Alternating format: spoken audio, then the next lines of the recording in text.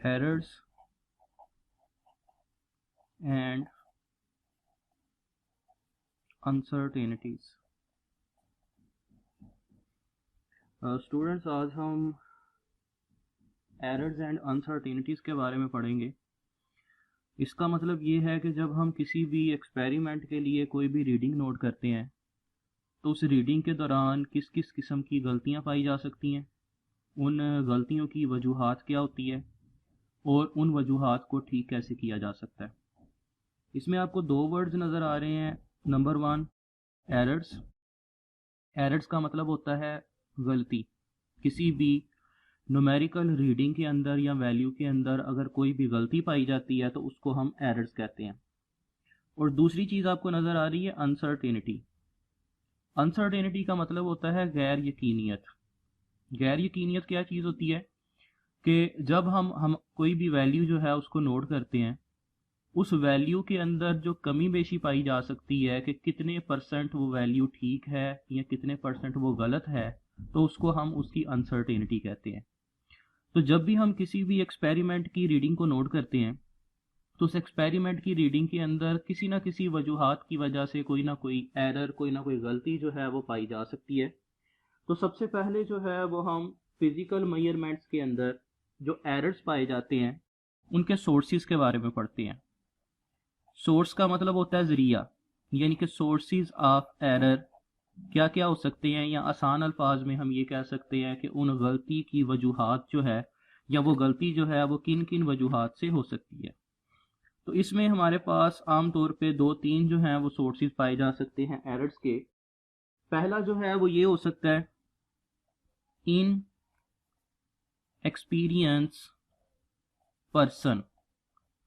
फर्ज करें कि जो आदमी उस एक्सपेरिमेंट की रीडिंग को नोट कर रहा है, अगर उस आदमी को वो एक्सपेरिमेंट नोट ही नहीं करना आता या उसको ये नहीं पता कि जो ऑपरेटर्स वो इस्तेमाल कर रहा है उस ऑपरेटर्स को कैसे यूज़ करना है, तो जाहिर सी बात है कि उसके अंदर जो है वो एरर पाया जा सकता है। जैसे हम इसके अंदर एग्जांपल ले सकते हैं कि अगर कोई आदमी किसी एक्सपेरिमेंट के अंदर टाइम नोट करने के लिए स्टॉप वॉच का इस्तेमाल करता है, अगर फर्ज करें कि वो स्टॉप वॉच का बटन पहले ही प्रेस कर देता है या एक्सपेरिमेंट को स्टार्ट होने के काफ़ी देर बाद प्रेस करता है, तो जाहिर सी बात है कि उसके अंदर जो है वो एक एरर पाया जाएगा।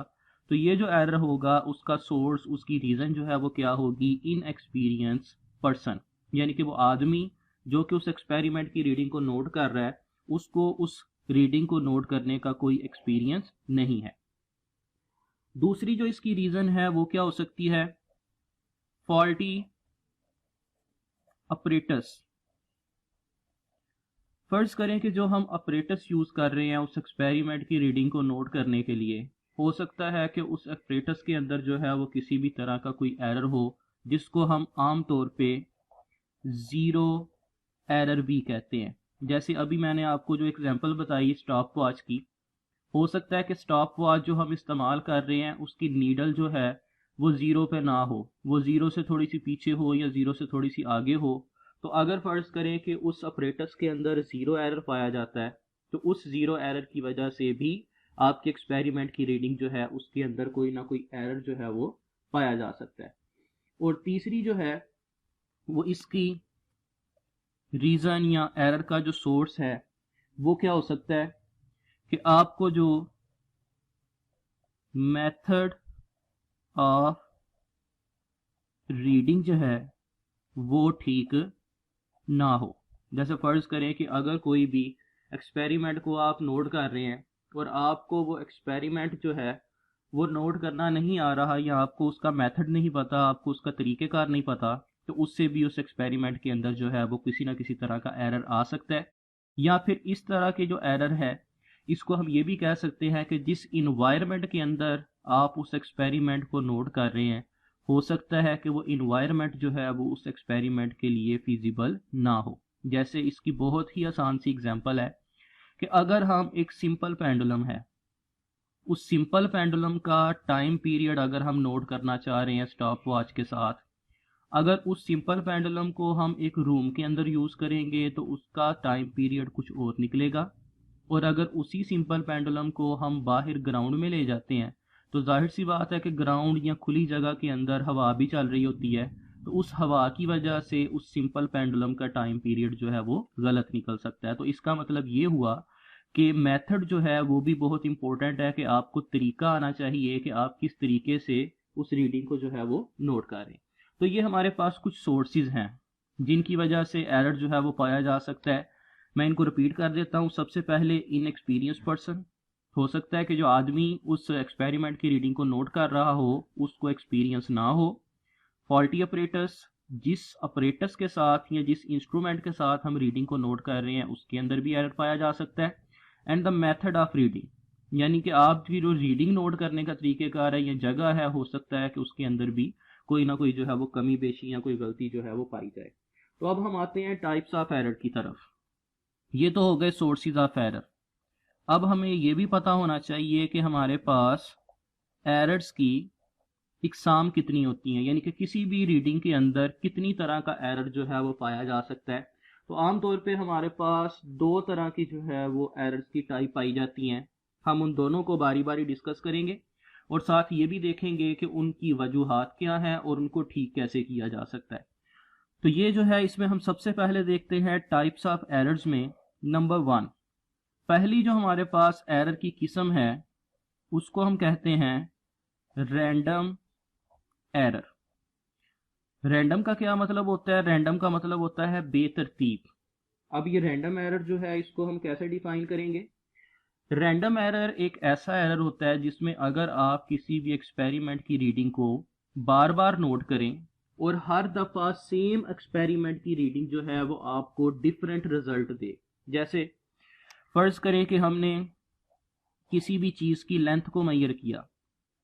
पहले हमने एक लेट से ये मार्कर है, इस मार्कर की लेंथ को जो है वो हमने मेजर किया और वो लेंथ जो है वो हमारे पास, लेट से कोई भी आप इसकी वैल्यू ले सकते हैं, वो हमारे पास निकली 6 सेंटीमीटर्स। फिर आपने सेम ऑपरेटर्स के साथ सेम मार्कर की लेंथ को मेजर किया तो वो निकली 7 सेंटीमीटर्स। फिर आपने अगेन सेम ऑपरेटर्स के साथ सेम मार्कर की लेंथ को मेजर किया तो वो कितनी निकल आई? 8 सेंटीमीटर। आप इसमें नोट कर सकते हैं कि हर दफ़ा हम रीडिंग जो है वो सेम इंस्ट्रूमेंट से ले रहे हैं और सेम चीज़ की लेंथ को हम मेजर कर रहे हैं, लेकिन पहले उसकी रीडिंग 6 सेंटीमीटर निकल रही है, फिर 7 सेंटीमीटर निकल रही है और उसके बाद 8 सेंटीमीटर। मतलब हर दफ़ा उसके अंदर जो है वो एरर ज़रूर पाया जा रहा है, सेम चीज़ की रीडिंग जो है वो आपको हर दफ़ा सेम नहीं मिल रही। तो इस तरह का जो हमारे पास एरर होता है, जो रिपीटेड वैल्यू को बार बार जो है वो डिफरेंट वैल्यू दे सेम चीज़ को, तो उसको हम कहते हैं रैंडम एरर। इस रैंडम एरर का जो कॉज है, यानी कि इसकी जो वजह है वो क्या होती है? ये वजह जो है वो अननोन होती है, इसीलिए हम इसको रैंडम एरर कहते हैं कि ये बेतरतीब सा एरर होता है। अननोन का क्या मतलब है? हो सकता है कि जो आपकी प्लेस ऑफ रीडिंग है वो ठीक ना हो। जैसे मैंने आपको अभी एग्जांपल दी थी सिंपल पेंडुलम की। फर्ज करें कि हम सिंपल पेंडुलम को बाहर ग्राउंड में लेके जाके उसका टाइम पीरियड जो है वो मेजर करते हैं, तो उस टाइम पीरियड के अंदर हर दफ़ा जो है वो डिफरेंट वैल्यू, कभी हवा अगर तेज़ चलेगी तो उसका टाइम पीरियड जो है वो कुछ और निकलेगा, हवा हल्की होगी तो उसका टाइम पीरियड कुछ और निकलेगा। मतलब हर दफ़ा उसकी रीडिंग जो है वो सेम प्लेस पे जो है वो क्या निकलेगी? डिफरेंट निकलेगी। तो इसीलिए इसका जो एरर है वो क्या होता है? अननोन।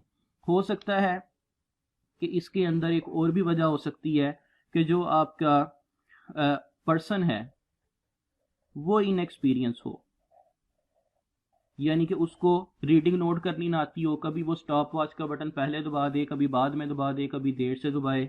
तो ये अननोन, इसका कोई भी कॉज जो है वो इसका हो सकता है, इसीलिए हम इसको जो है वो रैंडम एरर कहते हैं।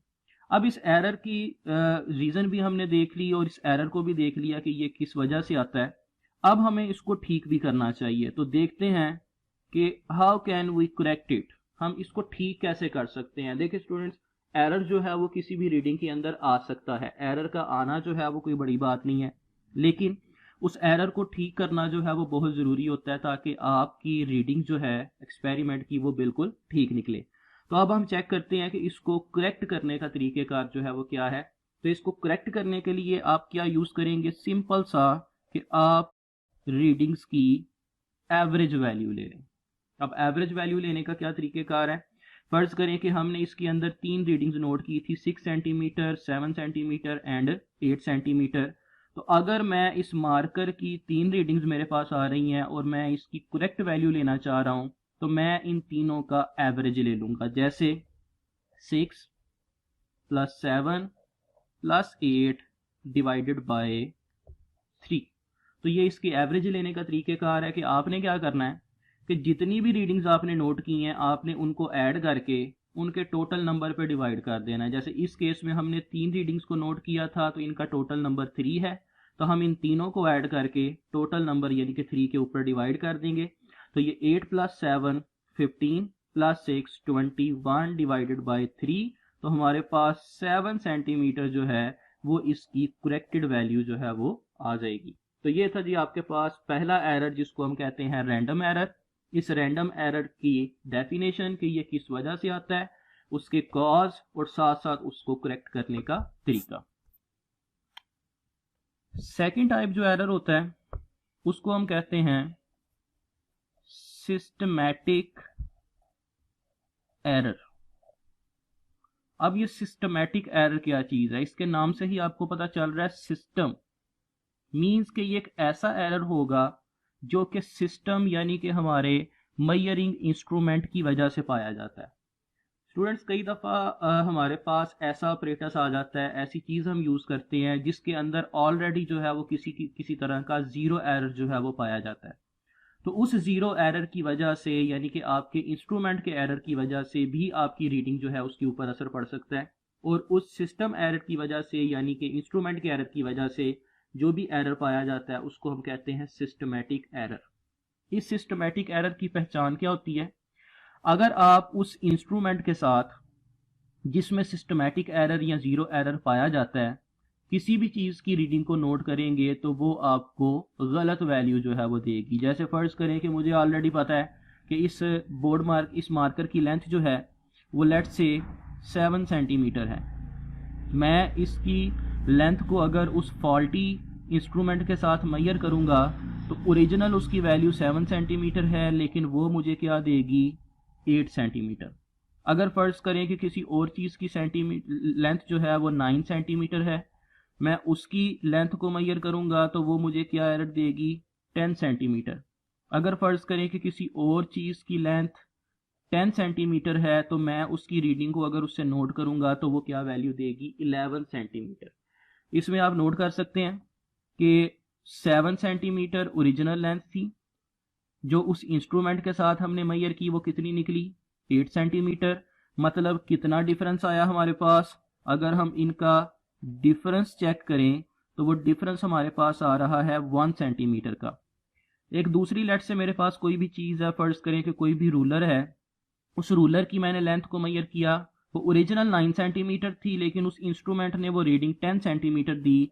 इसमें भी हमारे पास डिफरेंस जो है वो कितना आया 1 सेंटीमीटर का। फिर मैंने किसी भी एक बोर्ड की लेंथ को मेजर किया, वो ओरिजिनल 10 सेंटीमीटर थी लेकिन उसकी रीडिंग जो है वो क्या निकली 11 सेंटीमीटर। तो इसमें भी आप देख सकते हैं कि कितना डिफरेंस है 1 सेंटीमीटर का। तो इसका मतलब ये हुआ कि अगर आप सिस्टमैटिक एरर को डिटेक्ट करना चाह रहे हैं तो उसका तरीक़ेकार ये है कि वो हमेशा हर वैल्यू के अंदर जो डिफरेंस देगा वो डिफरेंस जो है वो सेम होगा। जैसे आप इसमें देख सकते हैं कि हर दफ़ा जो डिफरेंस आ रहा है वो कितना आ रहा है 1 सेंटीमीटर का। तो ये हमारे पास सिस्टमैटिक एरर की डेफिनेशन है कि सिस्टमैटिक एरर जो है वो तब आता है जब किसी भी वैल्यू के ऊपर बराबर बराबर का असर होता है, यानी कि हर वैल्यू के ऊपर जो डिफरेंस है, जो असर है वो कितना पा रहा है 1 सेंटीमीटर का। अब इसका हम कॉज देखते हैं कि इसकी रीज़न क्या है। जैसे हमने पहले जो है वो अभी डिस्कस किया कि ये असल में फॉल्टी ऑपरेटर्स की वजह से होता है या फिर जिसको हम ज़ीरो एरर भी कहते हैं। हो सकता है कि जो इंस्ट्रूमेंट हम यूज़ कर रहे हों वो इंस्ट्रूमेंट या वो ऑपरेटर्स जो है उसके अंदर किसी भी तरह का कोई ना कोई फॉल्ट जो है, कोई गलती जो है वो पाई जा सकती है जिसको हम ज़ीरो एरर कहते हैं। जैसे इसमें बहुत ही आसान सी एग्जांपल है, मैं बार बार स्टॉप वॉच की एग्जांपल देता हूँ। स्टॉप वॉच जो है उसकी नीडल अगर ज़ीरो पे एग्जैक्ट नहीं होगी स्टार्ट में तो उसके अंदर ज़ीरो एरर पाया जाता है। बिल्कुल इसी तरह से आप लोगों ने वर्नियर कैलिपर्स और स्क्रू गेज भी यूज़ किए हैं। उन वर्नियर कैलिपर्स और स्क्रू गेज के अंदर भी ज़ीरो एरर जो है वो पाया जा सकता है। तो जिस भी इंस्ट्रूमेंट के अंदर ज़ीरो एरर पाया जाएगा वो फॉल्टी इंस्ट्रूमेंट कहलाएगा, और उसके अंदर जो है वो सिस्टमेटिक एरर पाया जा सकता है। अब इसकी करेक्शन का क्या तरीकेकार है?